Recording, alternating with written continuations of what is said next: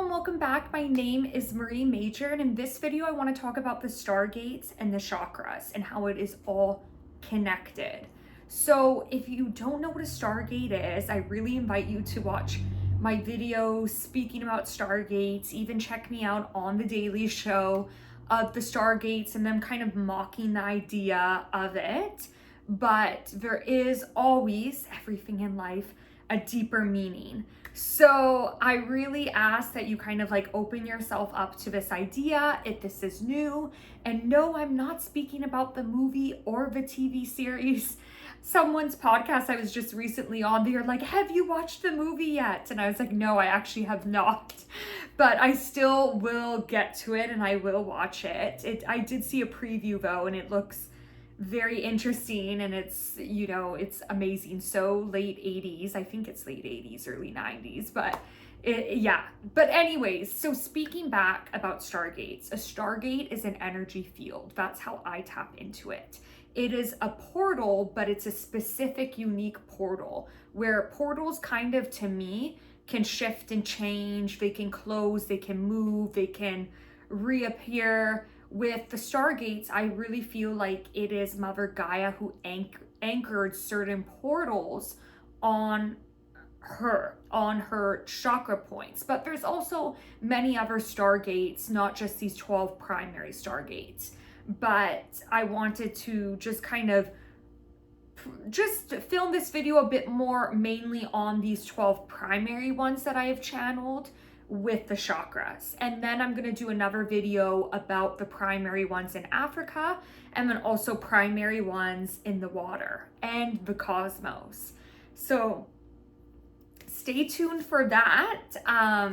But yes, so getting back to the Stargates, it's really where the cosmos and the planet speak the same language. This is her anchoring into a portal into the ley lines. And what the ley lines are, it is certain points on planet Earth that connect us. It's like Mother Gaia has given us her actual map of her planet, and she has shown us that we are all connected. And they're created by her, but there's a lot of souls, a lot of, you know, we can even say the Anunnaki, certain star beings, certain extraterrestrial beings that came through the Stargates, and they helped really build monuments, build temples around these Stargates to kind of give back their gift, their respect, their love to nature, to Mother Gaia. So it is mainly created by her because it's mountains, it's certain land points, but really how I want to explain it is an energy field. And an energy field can really just ripple throughout the dimensions of planet Earth, but also throughout space and time, throughout the different realms in the universe, the different layers. But let's get started. So we're going to start down with the root chakra, which is down here. And the root chakra to me is Stargate 1, which is Mount Shasta. Stargate 2 is Lake Titicaca. So that is the sacral. Then we have the solar plex, which is Stargate 3, which is Uluru. Then we have Stargate 4, which is the heart center, which is Glastonbury, England. Then we have Stargate 5, which is the throat chakra, and that is Egypt, and where the pyramids are, which is very interesting. So a lot of times when I'm working with people and they have past lives during like Atlantis, during Egypt, just their throat chakra is usually blocked. So when my guides gave me that, I was like, aha. And wait for this one. Stargate 6 is Third Eye Bali, which is like, most people travel to Bali for awakening experience, for their spiritual remembrance. That's where people are going. Except unfortunately, a lot of that energy there right now has kind of been twisted, and where it's been almost too much, and also like that new age spirituality, which I was speaking about recently, where a lot of people like myself feel like a bit triggered by it because it's not respecting the indigenous people of those lands. It's not respecting the land itself. So right now it's quite blocked. And all the gates are reopening. They've never been fully closed. They've just been mainly dormant. So that's just an important reminder. So also, let's get back to it. So Stargate 7, which is Machu Picchu, is crown. Then we have Stargate 8, which is the Himalayas, and that is the chakra point called the soul chakra. So you can think of it like up here. So it's your connection with the soul, with the energy of oversouls and all that. Then we have Stargate 9, which is Antarctica, which I will film a video soon about this because there's some crazy stuff going on there. Like, we need to talk about this, people. But anyways, that is the spirit chakra. And then we have Stargate 10, which is Iran, and that is the Shara complex. Then we have Stargate 11, which is the galactic portal, and that's Hawaii. And then we have Stargate 12, which is Mount Fuji, which is the universal portal. So that being said, that's kind of how I like to connect it and how I've tapped in. I'm not saying I'm right. I'm not going to say that. But do I feel aligned with these messages I received?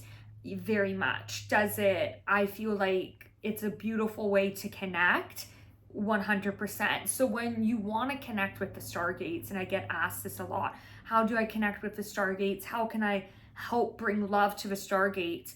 Well, with that being said, allow yourself to really focus in and tap into the energy of those chakra points on yourself, in your energy field. This is where you can feel for yourself, okay, where am I feeling a bit blocked? Where am I feeling some energy that feels like, if you have like a tightness in your chest, how have you been feeling? Have you been opening your heart chakra? Have you been allowing this energy of like tapping into love, tapping into harmony? Or how about your third eye? Do you feel like the pineal gland is like very blocked? Is the energy like not really flowing? Like, how is your intuition? Also, intuition goes back to the sacral. How's the womb area? How's the area here? How are you feeling? How are you moving? And I think it's just so important, people. Like, it's just important.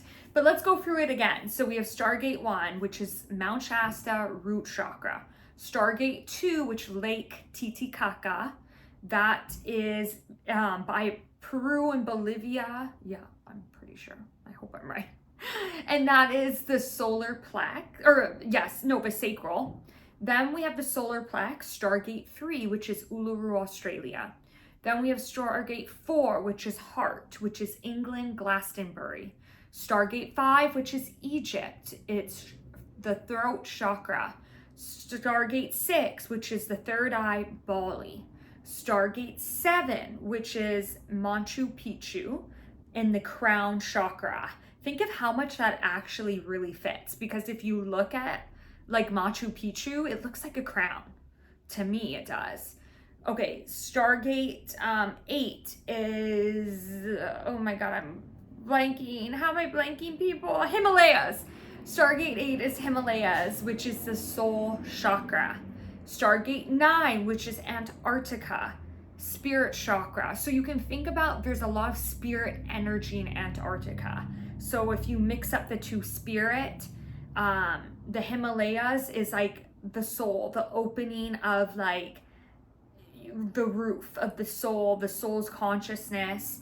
Then we have Stargate 10, which is Iran, which is a very important one, and that's the Shara complex, which for me, that really taps into an energy of your connection with the divine, your connection with God, creator, Jesus, any sort of universal, spiritual, whatever name you like to, but what is your divine connection with source, with creator? How are you connecting with that connection? How are you tending to that relationship? And, you know, for centuries, we have been very much on planet Earth where it's twisting and it is being twisted and, you know, all that. And it's interesting because somebody commented, okay, let me go back. Stargate 11 is the galactic portal, Hawaii. And then Stargate 12 is Mount Fuji in Japan, which is the universal portal. But I want to go back because somebody commented being like, Earth is not, because I said Earth is like a college. It is like a school and or university.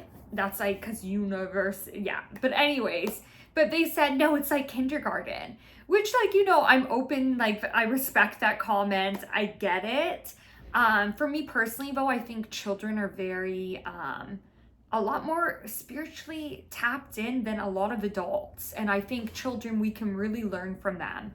I've worked with children. I've worked with older people, like in their 80s and 90s. And it is very, very similar how the human wants to return back to that playful energy. And that is what we are here for. We are here to tap into that playful energy.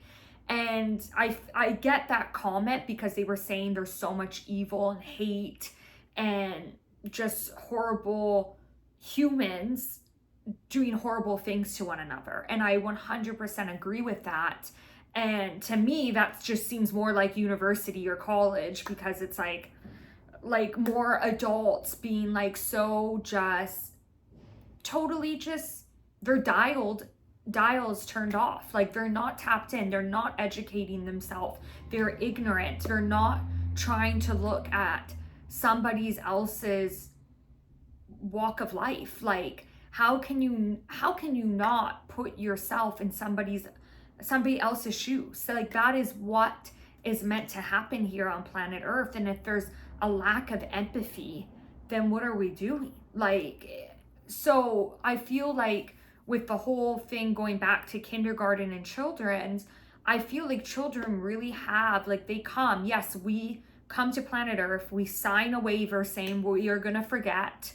We're here to help raise the consciousness of planet Earth. We pick our soul's journey. We pick the family. We pick the lineage. We pick the ancestors, and we pick the timeline. That is how I believe it works. And we go through life. We come to planet Earth, but a lot of souls, yes, they are in the forgetting, but a lot of them stay in the openness and curiosity of what planet Earth has to offer. But it's when we begin to become programmed, like our subconscious mind, that begins to shape and takes hold for especially the first 7 years of our life. And so what beliefs we're being programmed, taught, what teachers, adults, parents, children's friends, our friends' parents, society, what we're hearing around, what we hear in the media, all that, what music, what books we're reading, what we're being taught. This is what's becoming programmed and wired into the psyche, into the computer, into the subconscious mind that never turns off. So an amazing book that I recommend a lot of people to read is called The Power of the Subconscious Mind by Joseph Murphy.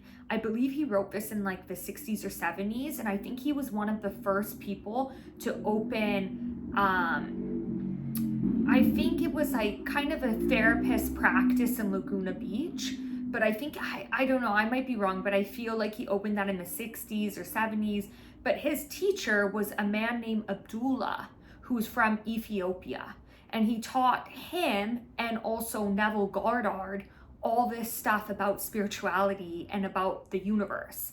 And all this, just all the good stuff. And this is how two very well-known thought leaders, spiritual teachers who have both passed and weren't in this timeline but have passed, but their legacy continues. And they have all been very much huge teachers, especially Abdullah, for me and me connecting with the energy and the messages of Neville. So, but I love Joseph Murphy, and he wrote an amazing book. And if you really want to reprogram your subconscious mind, I invite you to read that book. Amazing book. Because once you really tap into the subconscious mind, you begin changing your life. And how does this all connect to the Stargates? Because right now, a lot of the collective is beginning to wake up. They're beginning to remember. So the Stargates are doing the same. The Stargates are responding to us. They are mirroring back with us. So we have a service to do. We have to not just pour into our cup, we also have to pour into the cup of humanity. And with the Stargates, they hold such an energy of power where the veils between the non-physical and the physical world is so thin that we begin to understand what is going on. You know, the world is a mystery. The universe is a mystery, and that's a beautiful thing. We're not meant to figure it out, but we are meant to keep asking the questions. That is true wisdom, to keep asking. And with the Stargates, when you connect with them and you're asking these questions, you're going to get some beautiful answers. You're going to get some powerful divine messages coming to you, knocking on your door. And I don't know what better knock, having heaven knock on your door and then you get aligned to your highest timeline here on planet Earth. So it's so funny. There's this song by what's it by? Oh my God, I think it's called like The Devil's Sympathy. Is it the Guns N' Roses? Or no, the Rolling Stones, sorry, the Rolling Stones. And they say like, you can't always get what you want. And it's so funny because when I was teaching my family about like Abraham Hicks, about spirituality, especially during COVID, they were like, oh, you wouldn't, like, Abraham Hicks wouldn't like this song. And I'm like, no, they would change it. They would said, you can't always get what you want, but actually you could if you really want. So it's like really reframing these little affirmations. So it's like, yeah, could you actually have a happy life and help try to bring peace and harmony onto planet Earth while you're also trying to align with your highest timelines? Yes, because the highest timelines is where when there's all this energy of you connecting with bringing peace and harmony to the world. Because once you align and you are kind and you are loving and you're trying to help bring this world to a better place, the universe mirrors that back to you. But if your intention's only from a place of greed and want and narrow-minded, it won't. You won't feel fulfilled. You won't be feeling this journey. That's why you see so many people who actually do a lot of work with helping communities that are like, no, this service is for me because my soul needed this. Yeah, I might look like somebody doing so much for the world, but actually, no. It is, I'm doing service, not just for them, but for me. And this is what my soul needs. This is not something being selfish. This is really a soul's journey on helping, because we are all in this together. Jesus said we are all brothers and sisters. But for some reason, that message has been completely twisted for centuries, completely abused, completely just erased and twisted, and I don't know. But anyways, that video was too long and I'm like, can't even breathe because that was too much talking. But anyways, thank you so much for watching. I hope that helped, and please comment down below where you're tuning in from.